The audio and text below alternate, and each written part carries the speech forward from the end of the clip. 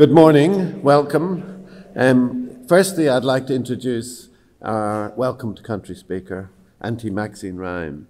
Maxine is an Aboriginal woman from La Perouse Aboriginal community located on the northern side of Botany Bay. She's a devoted wife, mother to 3 boys, and loves spending her spare time with her family and 4 beautiful grandchildren. She has a background in education with many years working in local public schools and in community with families who have family members with a disability, and she has passed on her passion of Aboriginal arts and crafts to her grandchildren, especially shell art that she learned from her mother, a craft that has been passed down through the generations in her family. So thank you very much.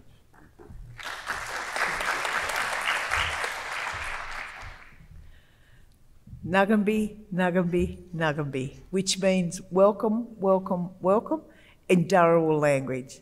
My name is Auntie Maxine Ryan and I am from the Botany Bay Aboriginal community and I belong to the Dharawal Nation.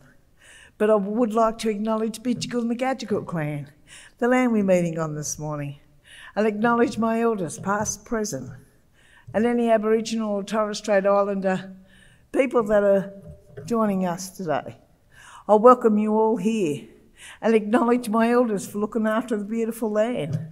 The cycle that's been going round and round for 65,000 years. We are the oldest culture in the world. So I do thank them for looking after the land and respect them because what they've done, they've made us survive. We have survived for 65,000 years because what we take from the land, we give back. And that's how the cycle goes. And because I do work in schools, I'm passionate about sharing my culture with them and teaching them how to look after the beautiful land. And not just the land, the waters too, as I am a survivor from the mission. And we got our rations, but we still survived because we had the land to survive. We had the water to survive. Plenty of food, rich food. And that's what I teach the children. Because Australia is a multicultural country. We are getting there more and more every day. And as I say to the children, we welcome them cultures into Australia. They become Australian citizens every year. So they like the story, they put their hand up. They might come from that kind of background, one of the families, aunties, grandmothers, or themselves. And they tell me their stories. And I listen, and they listen to mine, because their stories are just important as my stories are. And that's how we are rich. Here in Australia, we live together as one. We are the richest country. And you know, what's happening around the world today is very sad.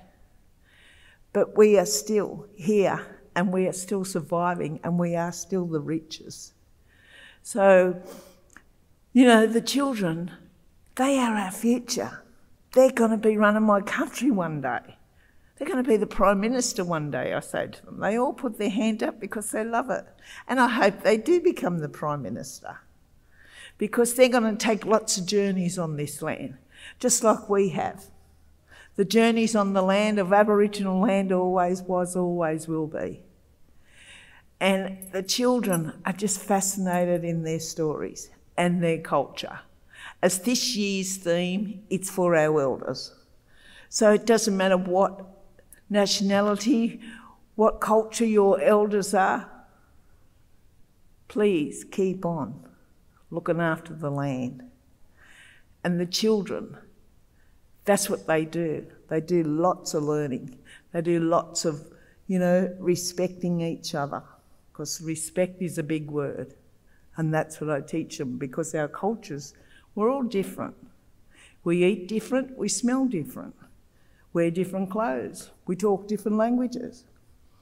And this is what our children will be living their future with, a multicultural country. So, and their beliefs, they might go to church every week, and I tell them to cherish that. That's their God, I've got mine. Being an Aboriginal person, because we don't say goodbye, we say Nandawabi, which that means if I don't see you around, I see you in the dream time. Because I know when I go, I will see my parents, my siblings, my extended families, and everybody else that I know. So that's what I teach the children. If you go to church, you have your God, you believe in your spirits, you believe in your culture, make it rich. I've got mine, my Dreamtime stories. So today, I want to thank you on all the hard work that you are doing today, because drugs and alcohol is affecting all communities, all cultures. It doesn't matter what culture you are and what community you come from. So I do thank you in all the hard work that you do. And on that note, I will say, Nundawabi, and if I don't see you around, I know I will see you in the Dreamtime. So you have a lovely day, and it is Friday. Have a great weekend. Thank you.